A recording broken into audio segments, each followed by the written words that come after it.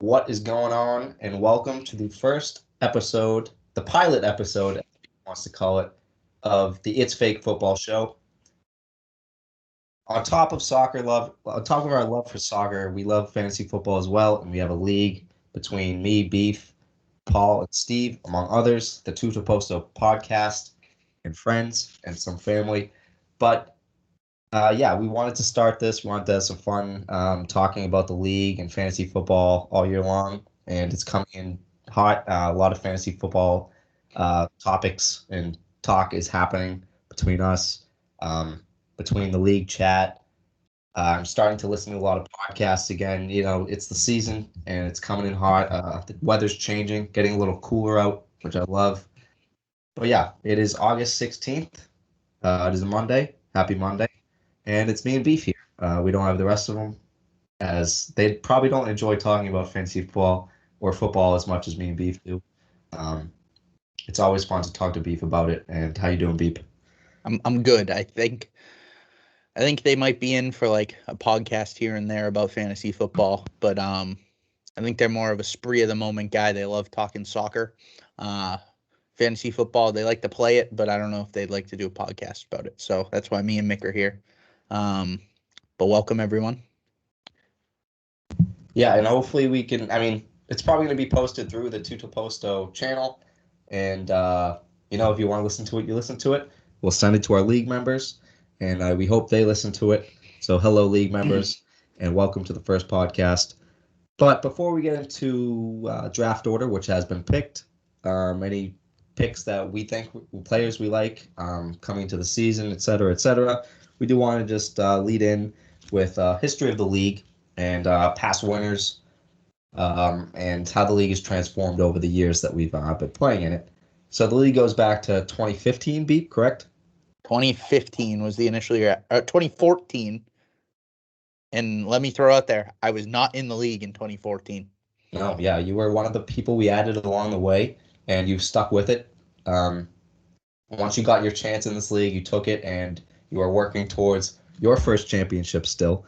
It will come. I believe in it. You've had some good teams in the past, so it will come. Don't worry, Beep. You just need some luck. But so the league started, I believe, before that, obviously, but officially the league started in 2014, 15, and it was a family slash friend league back then. But over the years, the family slowly got pushed out into their own league. So the family is now their separate league, and good for them. Um, they have a good league going over there. But the friend league has transformed into more close friends, and Paul, fellow Tutto Posto podcast member, his two brothers, and then Craig Palizzi, me, Beef, Steve, Nick, who has been on the podcast, our betting friend, Justin LaJudici, who is the king without the ring. Who else? Am I missing someone? I think you just hit everyone. Okay. Just wanted to check. But yeah, that is the league right now. But through the years, yeah, we've had some other friends of friends come in, some boyfriends of people come in, which didn't pan out well. Who else? One friend that left the league on a tough note, Brandon, Craig's brother. But I think he'll be back someday. That's the feeling I have. I think he'll be back eventually. Trust But the process. Trust yeah. the process. Trust the process is a long process, and it's He's been a still couple trusting years. it.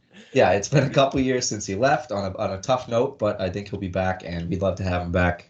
Good friend and funny guy, but that was his choice. We'll see what happens.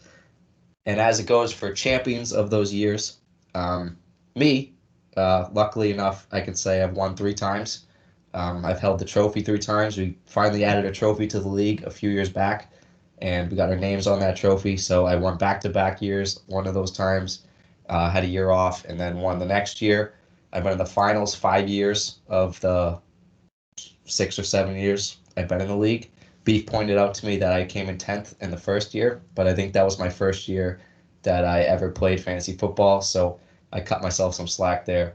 But I came back hot, and ever since then, I believe I've made the playoffs every year and had a good run. So I'm happy for that. But Beef, You have made the playoffs, contrary to popular belief, correct? I have made the playoffs twice, contrary to popular belief. Thank you very much. Yeah, it's a running joke across the league that Beef doesn't make the playoffs, even though he does. Beef has had some great teams, like I said, The and he's a last good, 2 years, yeah, actually. The last 2 years, I've made the playoffs. great drafter and knowledgeable football analyst. I'll say that. He's gonna win one of these years, just not this year because I'm gonna win. Yeah, we'll touch on that later. But Mick's gonna win, but not for the reason you think. So we'll talk about that later. So last year's winner is a new winner, Nick Garafolos, betting friend. He won the trophy, but unfortunately he never received that trophy, and there was some drama over the summer. He came up to New England over the summer in June, and the trophy was not transferred to him because he lives out of state, and he was not happy about this. He's up in arms against the commissioner, Joe, and things are getting testy heading into the draft. It'll be interesting to see how things go down, but I mean, yeah, it's not looking good. Paul, on the other hand, has defaced the trophy. It's not my league trophy has been defaced. I believe he wrote directly on the trophy with permanent marker, Paul Garozzo, 2021 champ. It was a red for all wondering, it was a red Sharpie that he wrote on there, and he made a video claiming to be the champion during like it had to have been like the middle of it was like April. It was like the middle of the offseason. No one expected it. No one's texted in the group chat for like 3 months, and you just get this video out of nowhere. I believe it was because the champ when does the season end? Like December? I think like December-ish. So yeah. December-ish. I had the trophy from the previous year. The trophy was transferred to Paul, I believe, around that time, like a few months later, because I just had it, and it was given to Paul. So Paul was in possession of the trophy because I said, "You're probably going to see Nick next, so why would I give it to anyone else?" Paul, but took that as an opportunity to make a joke out of it. I will say, writing on the trophy was not a good move, but it was funny. Definitely unclassy. Definitely not a good move, but the plaque that Joe orders goes right over that spot, so it's fine in the end. And Joe is in possession of that plaque, so I mean, the only thing holding Spoots back from getting it is Paul holding it hostage. We'll see. I mean, we'll see if he keeps it for the whole year. I will go out on a limb saying he is not getting that trophy. Yeah, Spoots would have to pay for it to get packed on a plane to go down to where he lives, and it just seems like a pain in the ass. As you may not know, he lives like 8 hours away from everyone else in the league. So basically, if you didn't know, Paul is getting married in October, so that would be about the only chance he would have of ever getting this trophy, and I highly doubt that is happening. Yeah, it just doesn't seem like it will happen. Maybe Paul wins it. He actually wins it, and he doesn't need to even give it to Spoots at all. But yeah, that's last year's standings. I mean, otherwise, guys, all you need to know is that Spoots' ranking in fantasy football were much better than his bets last week. Okay, he went 1 for 3. That's all you need to know. Yes, but he won a parlay that put him in the positive. He put 3 units, which equals $30 on Arsenal Brentford to both score, and unfortunately Arsenal did not score, so we lost that one. And then the other parlay was a small bet, so it didn't really matter. He won the first parlay, lost the second parlay. Yeah, so in the net he ended up positive, but just by a little bit. But yeah, I mean, look out for Spoots' NFL bets across the whole season. I'm going to be posting that stuff on the Tutto Posto page as well. Not just soccer bets, but his bets in general, because why not keep him accountable and put some betting content on the page. That's at the Tutto Posto on Instagram and Twitter. Quick shout out.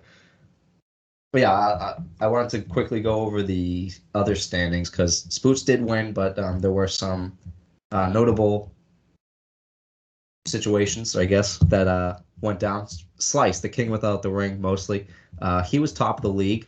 Slice's team was a brick shithouse, as we say on this podcast. Basically, his team was fucking loaded. Cook, right? He had running Dalvin backs Cook, were stacked. Aaron Jones, and Jonathan Taylor. Yep. He had 3 loaded running backs, and I'm pretty sure he had decent receivers too. I don't remember who they were, but his team was loaded. He finished the regular season at 10-3, and he was top, and he lost in the finals. Yeah, and then Craig, former champion as well. I believe he won once or twice. I forget, it was once. He won once, right? Craig won once. He's been in the finals, I think, a couple times as well, and always puts out a strong season. He's had some unlucky years, but he always seems to find a way. He's not a guy to give up. He started some seasons very slow. I think he possibly lost the first 3 or 4 games of last year. He lost the first 3, and he ended up 9-4. Yeah, I mean, that's what I'm saying. He's always a good player and a great competitor in this league. He was in second, ended up crashing out. But Spoots was third place team and ended up winning the league. That's how it kind of goes in this league. The top team never usually wins. I think I lost as a top team to Steve in the past. I think Max, former league member, lost to me in a final when he was top of the league. Please, dear God, do not mention his name ever again on this podcast. He will be mentioned. He's legendary in this league and left his mark. But yeah, whoa. He definitely left his mark. He's not legendary. I will throw that in. Infamous. I'll say infamous. All right, I'll allow that. He's infamous. Not legendary, though. Not legendary. He's infamous in this league. And I guess that leads into other topic that we wanted to talk about, rings. We have the trophy. The trophy gets a plaque with your name on it, and the year gets passed around. You get to hold it for the year, and you get that trophy, similar to the NFL. You get the Lombardi trophy, and that's for that. But once the year is over, you get your Super Bowl ring, and that's something you get to keep for the rest of your life. Something to signify that you won, and even when you pass on that trophy, you get the ring, and you get to wear it to the draft. You get to brag about it, and you get to look good. That was shut down by a former infamous member, Max. He was firmly against that, and for some reason, his voice stuck out against the rest of the league. I think the in favor vote was for rings.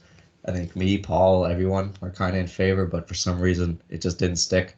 So this is me saying that I think we should bring it up again. We're bringing it up at the draft. It's happening. Yeah, then what I just said is the perfect argument for it. It's a $20 ring that you get to keep for the rest of your life. And if this league lasts, which I think it will, it has to last, you get to wear it to the draft every year, and it's just fun. Why not? There's different ways we could do the payout. Like last place obviously could pay for it. If people aren't in favor of that, you could do the teams that missed the playoffs could pay for it. So it's split up more, and it's under $10 a team if you do like that kind of idea. And Joe does the plaque because he knows the website, he knows the trophy that he got, so it's just easy for him to do that. But if the winner just orders the ring himself and everyone Venmos him $2, that's the most easy way to do it. No one really has to deal with anything. Yeah. It's not like we have to have someone else order it. Like exactly. You can order whatever you want. It's just Joe, try to keep it under a certain amount. Joe doesn't need to ask everyone for $2, and then he orders it, and then it comes to his house, and then he brings it to the champ. It doesn't have to go down like that. It's just a secondary piece to the league that will add to the fun of it, and I definitely think that we should do that. And if it doesn't happen, I might just order 3 rings by myself and rub them in anyway, because why the hell not? Yeah, I'll just order one for the beginning of the year because I'm going to win this year. Yep. And if you don't win, you keep it until the year you win. I don't know. It doesn't have to have a year on there. Yeah. Just be like an emblem or something, It doesn't have to be the ring. And I think like a year would be cool, but I don't know if they go that far anymore. Like, how would I get a 2015 ring? It'd be kind of weird. Get a 2019. There's potential there. Yeah, there is there. But otherwise, it might just be a generic ring that are on whatever fantasy football merch website there is. There's tons of them nowadays. But yeah, that was history of the league. Since we're talking about the ring, I almost want to throw this out there. I'm questioning talking to the rest of the Tutto Posto members. Will the Tutto Posto be sponsoring the league this year? Absolutely. You never know. Absolutely. This should be the Tutto Posto Fantasy League. It's not currently. It's not my league. I'm not a huge fan of the name, but I think we should be the first official sponsor of this fantasy football league. Yeah, and it's like you got the jersey, and then you got the sleeve sponsors or the back of the jersey sponsors. It's not my league, Sponsored by Tutto Posto. Yeah, we can be a nice sleeve, nice little sleeve. Exactly. I'm down Or for no, that. no, the front. We get the front one. True, we could be the front. Like Fly Emirates or Yeah, Samsung or whatever. That are could be the Tutto are Posto. three. I don't know what three is. It's Chelsea sponsor. I don't know what it It's is. it's some sort of company. But exactly, we get the front chest piece, and then that's it. I mean, Tutto Posto. I mean, we basically sponsored the league last year. If you don't know, we have a video that we put out weekly on YouTube covering matchups and some fun segments. We do plan to revamp that show this year and make it a little more fun, and maybe use this podcast as a chance to talk about weekly matchups, what happened in the previous week, because those do tend to take up a little more time on a short video, so they kind of lose value, I'd say. And being able to talk about those matchups for 15, 30, 45 minutes, however long it goes, would be a lot better. And we'd be able to go into more into depth, player analysis, NFL stats, etc. And yeah, I think it'd be more fun this way to talk about those matchups and then leave the show to a little more fun and creativity. I think we have to. This is the year we take off. Yep, I'm calling it out right now. Last year, we were K Calcio Phi, different show. Yep. We were different. We actually recently started posting on the YouTube channel again. Yeah. Me and Mick actually both made videos. Most two recent ones, just follow us at Tutto Posto. On the YouTube channel. But yeah, I think we're should gonna be change that. coming. We're gonna be coming back out with obviously we do a fantasy football video, including all four of us every week, also including some other members from the league, which is pretty cool. So if you do want to see that, as well as our other soccer thoughts and everything that might get posted, you should follow us over there. Yeah, the fantasy football video predominantly has been me, Beef, Paul, and Steve. We added Craig last year, who loves it. He loves the show. He's a showman, loves the WWE. So if that's the type of vibe you like, that's the acting that he brings to the show. He was a great addition, and we plan to bring Spoots in this year, who is the betting guy that we mentioned before, with his weekly bets and possibly betting within the league on matchups. So we'll see what happens there. That's collusion. I'm out on that. That's collusion. There's no actual sports book on our league matchups, so it won't be real bets. But so please sponsor us. Thank you. Exactly. Barstool Sportsbook. Not in Massachusetts yet, though. Which. Yeah, unfortunate. I mean, nothing's in Massachusetts yet, so it's okay. But unfortunate. You never know. We'll find something. Yeah, soon. But the draft order has been released. I believe it was last week or the week before, something around that. But we did a FaceTime call, making it more fun, of course. Spoots, that was part of Spoots' standoff against Joe. He did not join the FaceTime call to check out the draft. It was just me, Beef, Paul, and Joe, and Mike, who was in the same room, helping Joe with the draft order. We pick out of a hat the old-fashioned way. Beef, what was the draft order? All right, so at 1, we have Michelangelo. At 2, we have Steve. At 3, we have me. 4, we have Justin, or Slice as we call him. At 5, we have Nick, betting friend Spoots. At 6, we have Stan, the updater, sends us every update for Stan Schefter. I just want to apologize. I did not mention you earlier when I listed off the names. That was the name I missed, Beef. I knew I missed someone. It's okay. Stan doesn't. We don't care about Stan.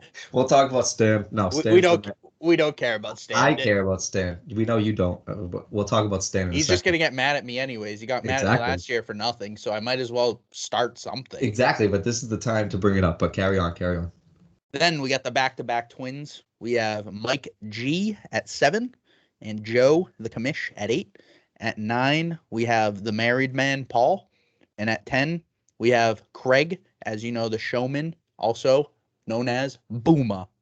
And carrying off of Paul, married man, he's the engaged man. True. So we got the married man followed by the engaged man at the end. Ooh. And shout out to Stan. I believe he just had another child. Congratulations. All right, I'll give him congrats to that. Give him a little golf clap, Yeah. Congrats, Stan. Congrats. But yeah, I got the one pick, and it was drafted in reverse order. It was 10 to 9, so the suspense was building. I loved it. Craig was not happy with 10.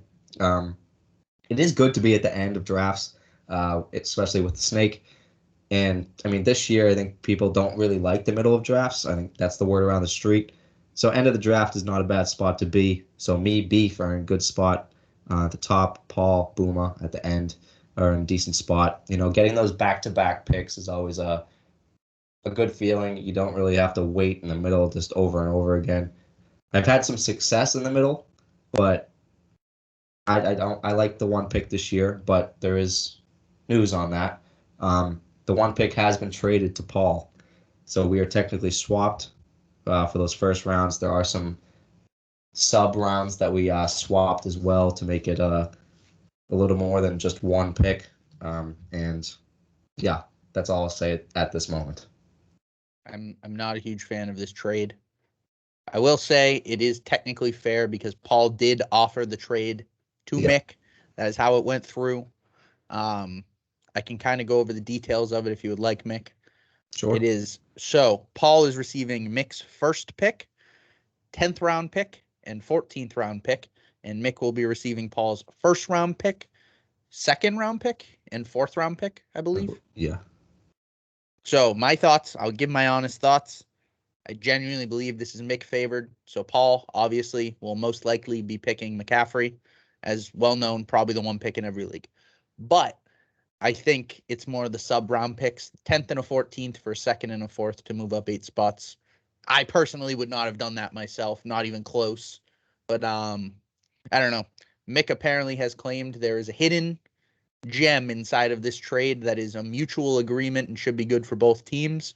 They will not release what it is until probably draft night, but we will keep you posted. But apparently there's a hidden gem. Yeah, I mean, yeah, the draft on top of that, true. Draft date is September 3rd, correct? The Friday, 2.5 weeks basically. Friday, yep. Steve will not be there. That is one piece. Boo. That was a weird sound. It echoed weirdly. Good. But yeah, Steve won't be there. He's going on a Cape Cod trip for Labor Day weekend. It is a tough time to do a draft, but we do like to draft closer to the season after a lot of preseason games have been played. Injuries have been known to happen, and Friday is usually the day we do it. Saturday would be kind of weird. A lot of people probably not be around. So Steve won't be there. Spoots, the out-of-state man, Skypes in. Craig, who's usually in New York, will be there this year. So that is a great addition to the crew. Stan did not make it last year. I believe Stan will be there this year, as far as I know. Yeah, I think Stan was supposed to show up last year, but something came up, so he Skyped in. Or did he even Skype in, or did he call in? I believe he Skyped. Yeah, he Skyped. He Skyped. So last year it was Craig, Spoots, and Stan on a Skype call. And now the year before, I was going to say Spoots left for a date or something. But last year, Spoots stayed the whole time. But yeah, those three were on a Skype call. This year, it'll just be Spoots and possibly Steve. Steve might just end up FaceTiming someone. I don't know if he is going to have access to Skype because he's going to be probably away from his computer. We'll see what happens. He has no grit, okay? He's just not going to be there. He has no grit. He's gonna probably FaceTime me or Paul or Beef. We'll see what happens, and it'll be fun either way. But yeah, we always love draft night. People always get pizza and get the drinks flowing. Paul loves to get hammered at draft night. Also, Paul last year, I believe, drank bourbon during the draft. I believe that was his drink of choice. I forget. So that is literally how you would think Paul gets hammered. Most people kind of just slightly drink a couple beers or something. Paul just drinks bourbon straight. Why he did that last year, I don't know. But then he loves to yell at people for taking 10 seconds to take a draft pick in the 13th round. So the late draft picks always take a freaking ton of time. But Paul loves yelling at people, even if it's been 5 seconds, because he loves to get hammered by the 10th round. Yeah, and we're an in-person draft league. It makes it more fun, in my opinion, but it does make it go a little bit longer, which I'm fine with. It's a Friday night. Who the hell cares? And it's always fun. But yeah, Paul, I'll say he always jokes about, getting drunk at draft night, and he usually doesn't get like super drunk. But last year, I think he actually did, and it got away Last year from he him. was just drinking bourbon the entire night. Yeah, Like there was no change. It was just bourbon the entire time, and it, it I got don't away know. from him. It just got away. He drank himself under the table. We'll put it that way. Yeah, and everyone was having a few, but he had a little more. Yeah. And it was awesome. And he always picks some wacky guys. I wish I had the picture up real quick. I believe that he picked Sam Darnold last year As a joke. after he picked Jameis Winston. So to give you an idea, he picked Sam Darnold and he picked Jameis Winston in back-to-back rounds just because. You had the one pick, right, Beep? I traded the one pick. Okay. Where did you trade it to? Our last year, I did not have the one pick. That was 2 years ago. 2 years ago, I traded the one pick to Joe.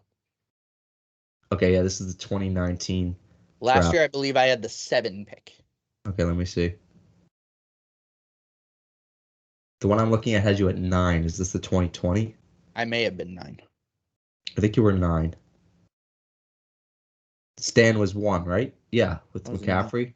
Yes. Yeah. Stan was new to the league last year as the 1 pick. Yes, I was the 9 pick. Yep. So I'm looking at the table now. Stan ended up with McCaffrey at 1, and that had its ups and downs. He had big injury most of the year, and Stan unfortunately didn't get him. Side note: Joe offered him $100 real money off the side to get McCaffrey. Our buy-in is $50 to give you all an idea.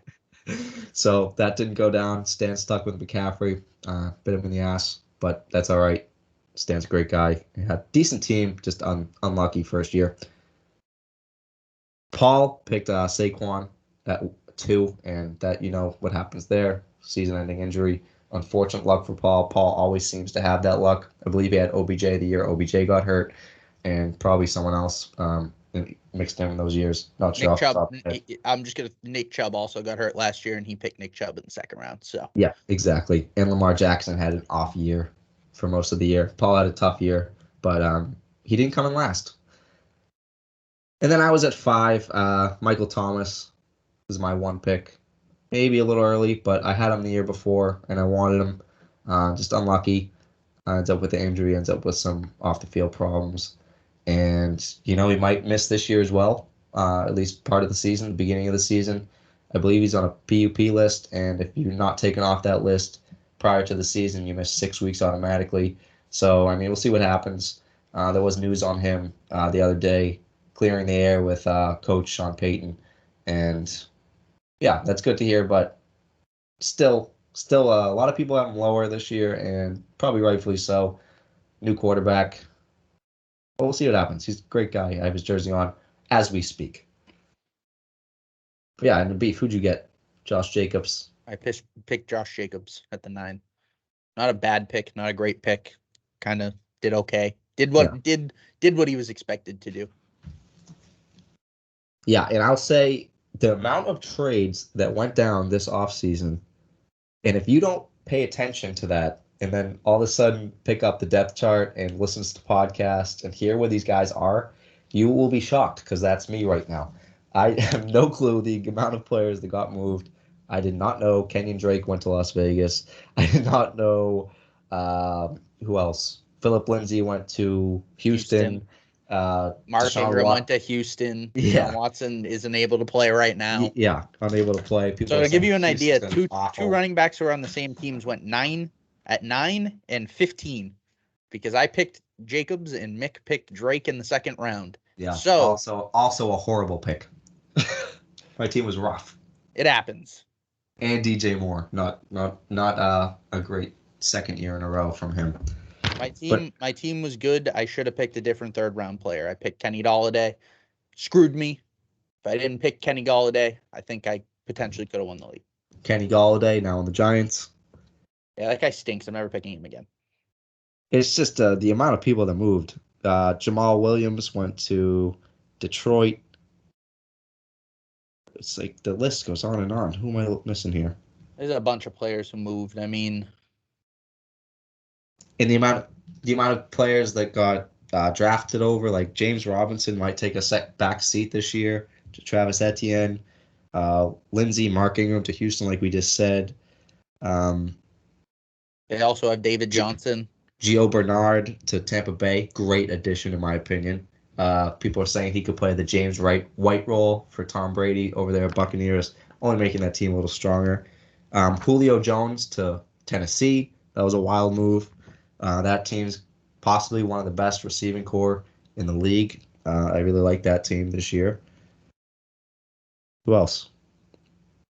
I mean, there's been a bunch of people that have moved. I mean, James uh, Conner. James yeah, Conner to the Cardinals. I did not know that. That was a shock to me. It's like I there's love a football and I love fantasy football, but it's very seasonal for me. So uh, coming back probably last couple weeks and listening to podcasts, etc. Like I said, it was just like, what the hell? I got to look at a depth chart. Yeah, Josh Jacobs, like we said. Jerick McKinnon to the Chiefs. I think that's a great addition. He had a slow year last year, didn't really get worked in, but I mean, on his high-powered offense like the Chiefs, I've always liked Jerick McKinnon, and I think that would be a lot of fun. Possibly eating into Clyde Edwards-Hilaire's value. We'll see. Yeah, there was a lot of players who moved and some gotcha. players who don't have teams and that I'm surprised. But basically, a lot of moves this offseason. Got to pay attention before the drafts. But Yeah, um, I got a lot of work to do, but this podcast will help. yeah, I mean, it'll definitely help. I think there's a lot to go on in this league. As you know, there's a bunch of drama going on currently. Biggest one, Spoots Joe. Spooch Very Joe. big. We'll see. Does the champ Skype in to the commish for the draft? That's big because if you guys did not know, Joe is our commissioner, and Spoots is the most recent champion. And Spoots feels like he's being disrespected by Joe allowing Paul to call himself the champion and write his name on the trophy. So big news. I think that could be definitely a growing rivalry this year. We'll see. And for league history, back to league history, Joe the commish has a history of being called Joseph Stalin. So do Correct. do Yes, not he does. do not fuck with Joe. He will fist you. So watch out, Spoots. I will say that. On top of that, I'll say Spoots, you're probably receiving some of the worst disrespect to a champ in recent history. I've received plenty of disrespect over the years, but Spoots, you're probably receiving the brunt of it because I mean most people like to just joke around with you for some reason, especially Paul. And Joe's just piling on. I think that's how it's going down. And Craig's, I mean, he's been respected as a champ, always has been. I mean, the last piece I wanted to talk about was your Steelers beef. We'll say that to the people. What's your thoughts on Steelers going into the season? How do you like the new draft pick? What are we thinking? Still a great defense. What's the? Are you optimistic heading into the season? I don't mind the team. I think the team's not bad. Offensive line could use some work. Other than that, I'm pretty happy with the team. Very hard schedule going forward. I believe they have ranked as like ESPN and CBS. They all do their rankings of hardest schedule. The Steelers are usually 1 or 2 on every single list. They play a first place team schedule. Their extra game is the Seahawks, which I was not happy about, but they added a bunch of like extra stuff. They play a lot of good teams this year. But I think they'll be decent. I don't like their chances in the division. I think both the Ravens and the Browns are both very good. And I believe the Browns are playing a third place schedule. So I think the Browns probably should win that division. Playing a third place schedule, they're playing an easier schedule than most teams would play that made the playoffs last year. But yeah, I'm not going to say I'm optimistic. I'm not pessimistic. I'm just kind of in the middle. Yeah, not bad. That's basically what I heard too. Offensive line struggles, but their defense is fantastic, and they have the weapons on offense. It just really depends on if Big Ben can throw the ball with enough time and how the running game turns out. I mean, a lot of people are saying they love this running back. What was his name again? Najee Harris, he's very good. Yep, a lot of people saying they like him. So we'll see what happens. And yeah, I like Deontay Johnson. Had him last year. Might draft him again. Who the hell knows? We'll see what happens. But I guess last we talked about your Steelers. I don't. I mean, I kind of like the Saints, but we don't have to talk about them. We don't have to talk about the Patriots. You're a But fantasy guy. Let's put it. You're a yeah, big fantasy guy. You don't have a go-to team. You're just a big fantasy guy. I'm a big fantasy guy. I'm a big fan of getting the jersey of a person that helped me win the league or it just popped off for me that year, i.e., getting the Michael Thomas jersey the year he won for me, LaShawn McCoy the year he won for me, and do I have another one? Todd Gurley the year he won for me. So those are like the three jerseys I have, and then I have like an Edelman jersey. So I'm just kind of a fan of who plays for me, who plays well for me. You deserve to get a jersey bought. That's how I play. But I wanted to quickly talk about the Jets beef because this is your opportunity to dismantle the Jets, shit on the Jets, and come at Spoots a little bit. The New York Jets. I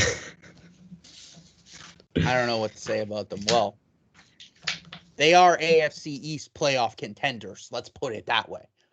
Yep. And if you may not know, Spoots said that at the beginning of last year when we were in the Cape for Paul's bachelor party. If you did not know, I have a video. It's quite hilarious. I might have to throw it into one of my segments on the fantasy videos just at one point, but I think it's just hilarious. I do think they got better. I will throw that out there. Upgraded a head coach a lot. I do like their head coach. I do believe they got better. I don't believe they're going to be very good. I genuinely believe they come in last in the AFC East, but I also think the AFC East isn't a bad division this year. No, yeah, I'd say that. The Bills, Miami are both going to be very good. New England's kind of a question mark. I think they'll be good. I don't know how good they'll be. They're a little bit of a question mark coming off of last year, but as you may know, Bill Belichick, he's pretty good at that coaching thing. He's pretty decent at it.